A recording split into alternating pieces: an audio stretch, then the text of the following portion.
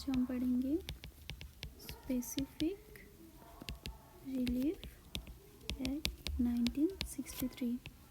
Specific relief act के बारे में आज हम इंट्रो क्लास करेंगे, फिर नेक्स्ट सेशन से हम डिटेल्स में सेक्शंस में पढ़ेंगे। हुआ सो ये चीज़ इंट्रो में प्रीलिम्स के लिए भी इम्पोर्टेंट है ये सब points. So let's start. Specific relief act जो है वो कौन कौन से लॉज में लागू होता है, कॉन्ट्रैक्ट में एंड सिविल लॉज में लागू होता है, पेनल लॉज में नहीं होता है।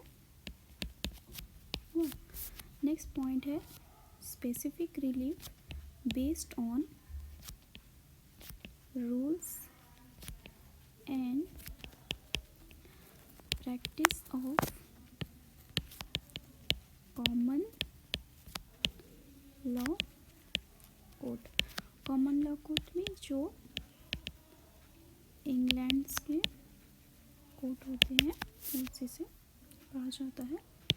Next, basis of specific relief is law of equity. यहाँ पर लॉ ऑफ इक्विटी क्या है ये समझना पड़ेगा हम लोगों को।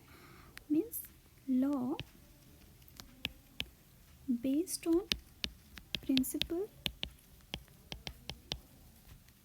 of justice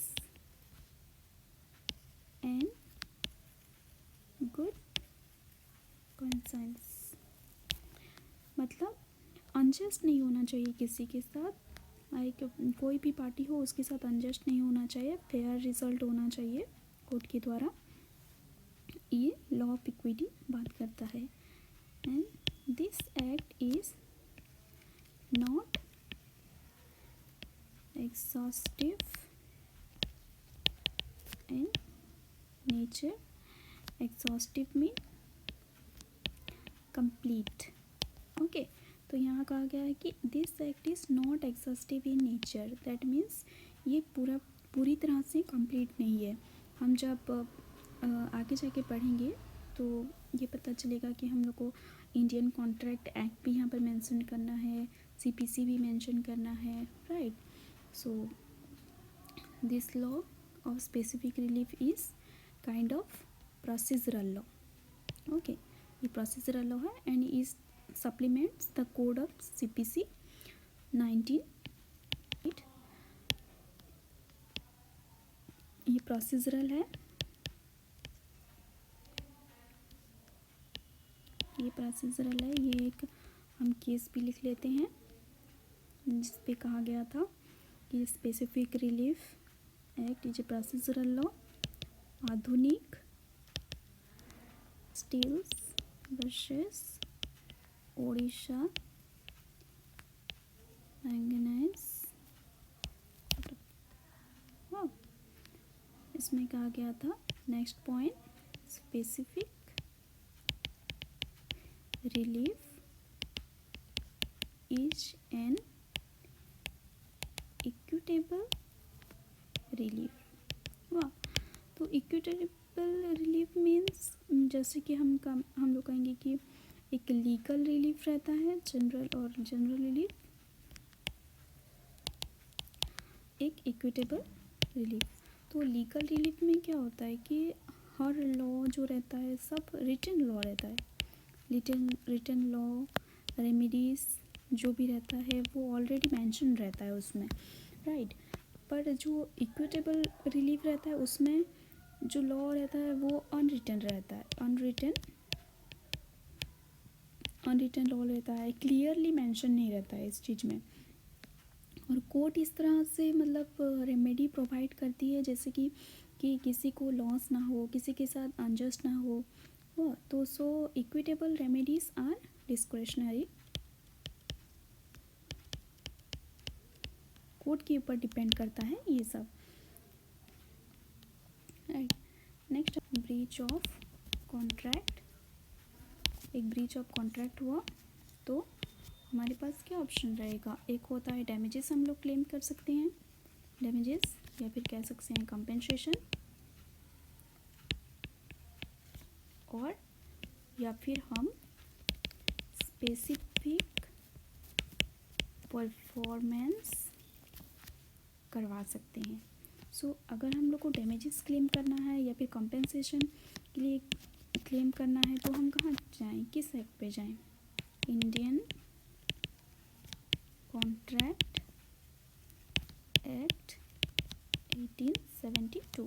और अगर स्पेसिफिक परफॉर्मेंस करवाना है तो specific relief act 1963। Compensation is not adequate relief, ये हमें याद रहना चाहिए। फॉर एग्ज़ाम्पल ले लीजिए इसके बारे में कि ए और बी के बीच एक कॉन्ट्रैक्ट हुआ, जैसे कि बी ने पेमेंट किया और बी को ए को 50 बैग्स राइस देने थे, बट बी और ए ने ऑलरेडी पेमेंट कर दिया, तो बी ने क्या किया, ओनली 30 बैग्स दिए ए को तो और 20 बैग्स नहीं दे पाया बी। तो यहाँ पर ब्रीच किसके द्वारा हुआ, बी के द्वारा ब्रीच हुआ। तो ए के पास क्या क्या रेमेडी रहेगा, या फिर वो पेमेंट पूरा ले ले, जो कि पॉसिबल नहीं है क्योंकि वो इसने ऑलरेडी दे दिया है और उसने 30 बैग्स ए को दे दिया है। 2 नंबर में जो रेमेडी है वो डैमेजेस क्लेम कर सकता है ए, या फिर स्पेसिफिक परफॉर्मेंस करवा सकता है। तो स्पेसिफिक परफॉर्मेंस जब करवाएगा तो वो कहाँ जाएगा, एसआरए में जाएगा। ओके, तो specific relief provide the exact fulfilment of the specific performance of contract. हाँ, तो नेक्स्ट हम लोग कहाँ जाएंगे, रेमेडीज अंडर एसआरए। क्या क्या रेमेडीज हैं जो हमें बैरट्स में मिलेंगे। फर्स्ट में डिवाइड करें प्रीलिमिनरी, जो कि हमको याद रखने में इजी होगा, वो कितना कवर करते हैं, सेक्शन 1 से लेकर 4। नेक्स्ट है रिलीफ, जो कि कवर करता है सेक्शन 5 से लेके 44। इसको फिर हम लोग डिवाइड कर लेंगे, जो याद करने में इजी रहेगा। स्पेसिफिक रिलीफ, जो कि सेक्शन डील करते हैं 5 to 35, और प्रिवेंटिव रिलीफ, जो कि सेक्शन डील करता है 36 से लेकर 44 तक। The relief provided under SRA is discretionary.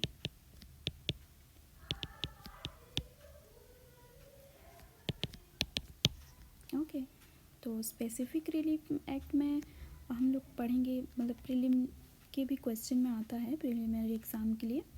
तो कितने पार्ट्स हैं, पार्ट्स 3 पार्ट हैं, और चैप्टर कितने हैं, 8 चैप्टर। सेक्शंस कितने हैं, 44, बट हम पढ़ेंगे 42 क्योंकि 2 रिपील हो चुके हैं। और शेड्यूल 1। ओके, तो सेक्शन 5 से डिटेल्स में पढ़ेंगे। पार्ट 1 में है preliminary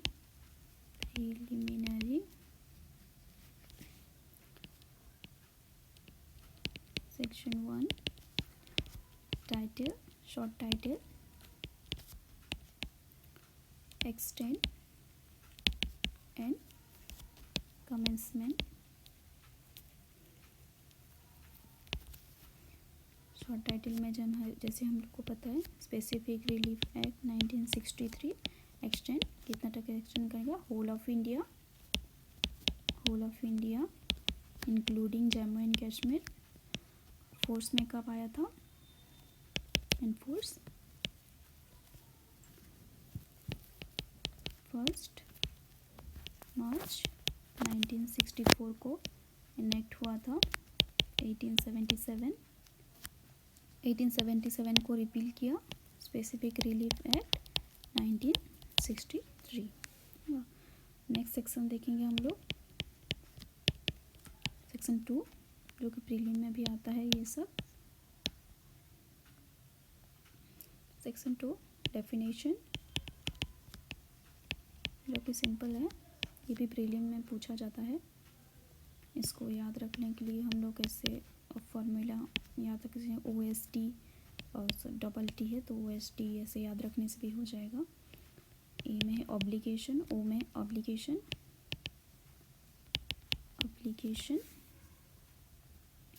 pre duty, every duty enforceable by law, जो भी ड्यूटी है लॉ के द्वारा जो एनफोर्सेबल है।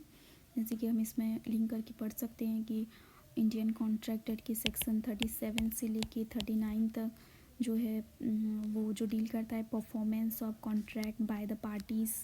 सो इंडियन कॉन्ट्रैक्ट एक्ट के लिंक करके पढ़ सकते हैं। बी में है जैसे सेटलमेंट,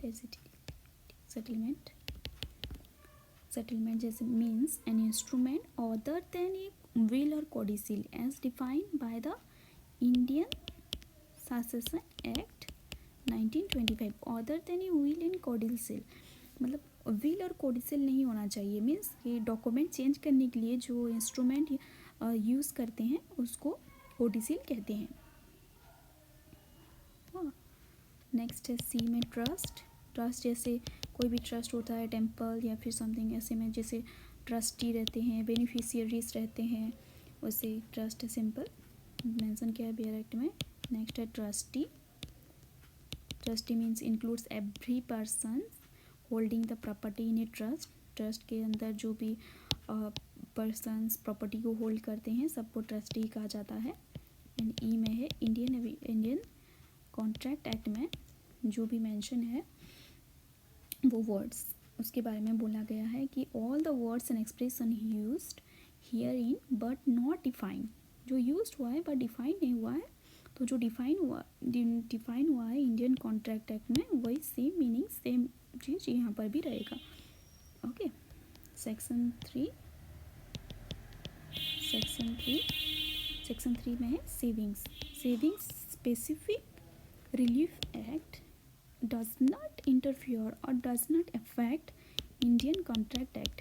ओके, बी में वही बोलता है कि specific relief act Indian registration act को भी अफेक्ट नहीं करता है, जो कि अब रजिस्ट्रेशन एक्ट कहा जाता है। ये सेक्शन 3 में बोला गया है। नेक्स्ट है सेक्शन 4। सेक्शन 4 में क्या कहा गया है कि specific relief to be granted only for इसके लिए एनफोर्सिंग इंडिविजुअल सिविल राइट,